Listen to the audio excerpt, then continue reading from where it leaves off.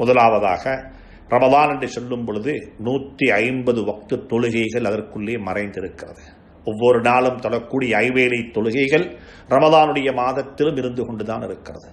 ஐவேளை தொழுகைகளை ஜமாஅத்து தவறாமல் ஆரம்ப வக்தில் தொழ பழகிக்கொள்ள வேண்டும். 30 ஜுசு குரானையும் குறைந்த பட்சம் ஒரு நாளைக்கு 1 ஜுசு குரானாவது ஓதி முடிக்க வேண்டும். 20 தராவீஹ்கள் தொழுது முடிக்க வேண்டும், தொழ வேண்டும்.